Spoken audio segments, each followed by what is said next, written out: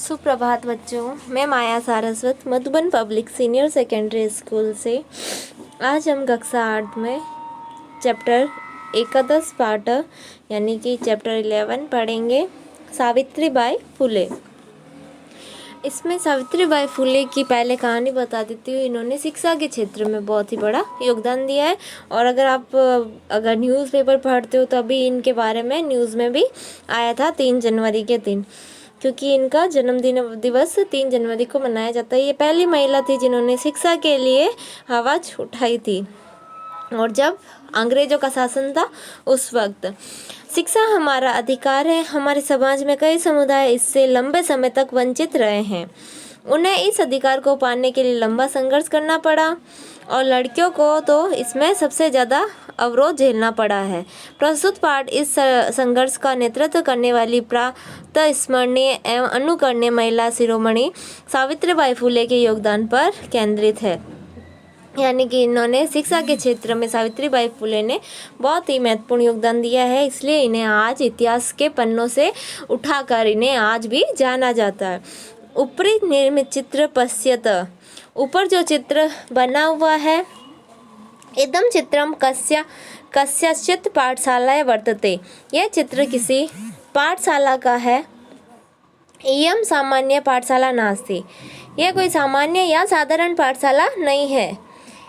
इयमस्ति महाराष्ट्रस्य प्रथमा कन्या पाठशाला, यह महाराष्ट्र राज्य की प्रथम कन्या पाठशाला है। एका शिक्षिका गृहात् पुस्तकानि आदाय चलती, एक शिक्षिका घर से पुस्तक लेकर चलती है।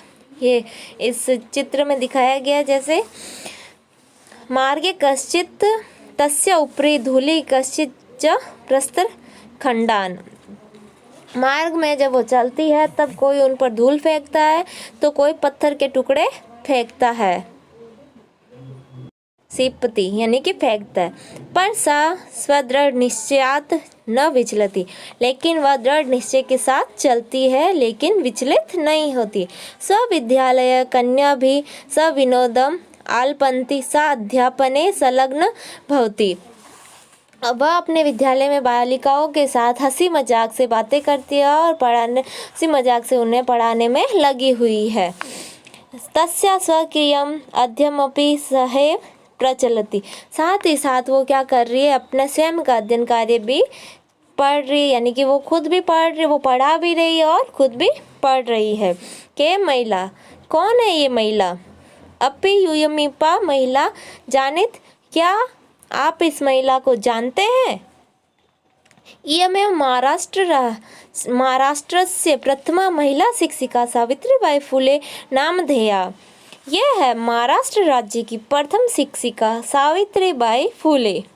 जनवरी मासस्य तृतीय दिवसे 1831 या 1831 ईस्वी को 1831 तमे शताब्दे महाराष्ट्रस्य नायगाव नामित स्थाने सावित्री अजायत, यानी कि जनवरी महीने के तीसरे दिन यानी कि 3 जनवरी 1831 ईस्वी को महाराष्ट्र के नायगांव नामक स्थान पर इनका जन्म हुआ। कहाँ पे हुआ था? महाराष्ट्र में नायगांव। मैंने बताया था, अभी इनका न्यूज़ में आ ही रहा था करंट के अकॉर्डिंग 3 जनवरी को, क्योंकि इनका जन्मदिन मनाया जाता है 3 जनवरी को। तस्या माता लक्ष्मीबाई पिता च खंडोजी इति अभिहितो, इनकी माता का नाम लक्ष्मीबाई और पिता का नाम है खंडोजी। नववर्ष देशिया सा ज्योतिर्बा फुले महोदयेत परिणीत, यह 9 साल की थी तब इनका विवाह किसके साथ हुआ? ज्योतिर्बा फुले महोदय के साथ। नाम सुना होगा ज्योतिर्बा फुले, अगर आपके एसएसटी वगैरह है उनमें ज्योतिर्बा फुले है, सावित्रीबाई फुले, इनका नाम बहुत ही पढ़ा जाता है।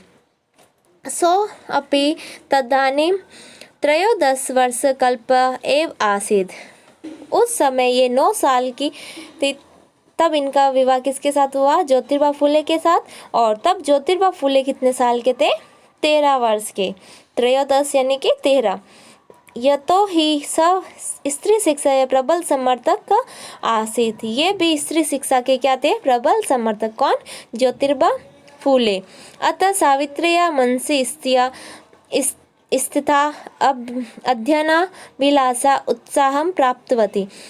तब क्या हुआ, ज्योतिबा फूले जब वो खुद भी स्त्री शिक्षा के प्रबल समर्थक थे, ऐसे इंसान से उनकी शादी हो गई थी, तो सावित्री के मन में भी पढ़ने के लिए इच्छा जागृत हुई और उसे प्राप्त करने की भी इच्छा हुई, क्योंकि अब उन्हें सपोर्ट करने वाला हस्बैंड भी मिल गया था। इतः परम साग्रहम आंग्ल भाषाया अपि अध्ययन कृतवती। इसलिए इससे पहले उन्होंने अंग्रेजी भाषा में भी अध्ययन किया। किसने? सावित्रीबाई फुले ने। आज आप खुद सोच लो, आज के टाइम में हम पढ़ लेते हैं, लेकिन जब अंग्रेजों का शासन था, 1857 की क्रांतियाँ हुई है, 1900 में जब वो अपने देश को आज़ाद करने के लिए 47 तक आंदोलन होते रहे, महात्मा गांधी, इन सब का कितना बहुत बड़ा योगदान रहा है। ऐसे में आप सोचो, एक महिला होकर उस महिला ने अपनी पढ़ाई कैसे पूरी की होगी, और उस वक्त अंग्रेजों के शासन में एक स्कूल चलाना बहुत बड़ी बात थी। किसके लिए? सावित्रीबाई फुले के लिए। प्रथम बार इन्होंने ही स्कूल चलाई थी। और फिर इनके साथ क्या हुआ, इनके जो पति है ज्योतिबा फुले, उनका भी बहुत बड़ा योगदान रहा है शिक्षा के क्षेत्र में। आज के लिए इतना ही पढ़ेंगे, आगे कंटिन्यू कल करेंगे। धन्यवाद।